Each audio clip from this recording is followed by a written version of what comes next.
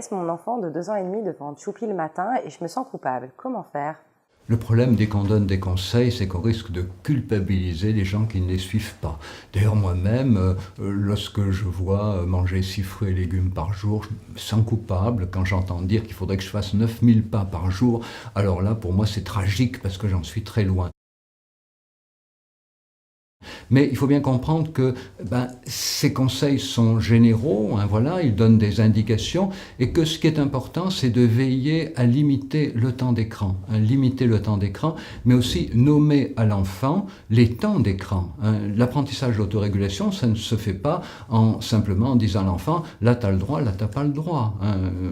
L'enfant apprend l'obéissance. L'apprentissage d'autorégulation, c'est de dire à l'enfant, eh bien, écoute, là, par exemple, il est 5 heures de l'après-midi, eh bien, à 6 heures de l'après-midi, dans 1 heure, tu vas pouvoir regarder ton programme que tu aimes bien, un quart d'heure, une demi-heure, et puis quand on met le programme à l'enfant, on lui rappelle le moment, voilà, c'est 6 heures, tu vas regarder jusqu'à 6h15, 6h30, et puis quand on arrête, on nomme à l'enfant le temps. L'idée, c'est que l'enfant associe toujours les écrans à une durée. Vous savez, quand la maman fait un saladier de crème au chocolat, elle ne met pas une cuillère à côté et le saladier sur la table du salon. Eh bien, laisser à un enfant la disposition de la télévision ou d'un smartphone ou d'une tablette, laisser une disposition libre de ces objets numériques, c'est exactement l'équivalent de lui laisser la disposition d'un saladier de crème au chocolat. Que fait la maman? Elle va chercher une assiette, ou le papa, elle va chercher une assiette, mais une portion. Eh bien, l'équivalent de l'assiette qui définit une portion de nourriture, c'est la durée qui définit une portion d'écran.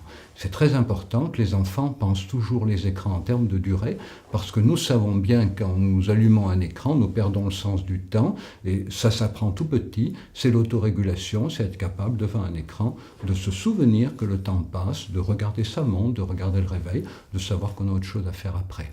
Donc, limiter le temps d'écran, oui, mais nommer les temps d'écran, c'est tout aussi important, et prendre le temps aussi de parler de ce qu'on voit sur les écrans, puisque nous avons tous plusieurs formes d'intelligence, hein, au moins 8, mais il y en a 2 qui sont très privilégiées chez l'être humain, l'intelligence visuelle et l'intelligence verbale. Quand on regarde un spectacle, on fait fonctionner l'intelligence visuelle, visio-spatiale. Quand on parle, on fait fonctionner l'intelligence verbale. Il y a un temps pour regarder les écrans, il y a un temps pour en parler, et à la limite, éduquer l'enfant aussi en lui faisant comprendre que les écrans, c'est pas seulement ce qu'on regarde, c'est aussi ce dont on parle.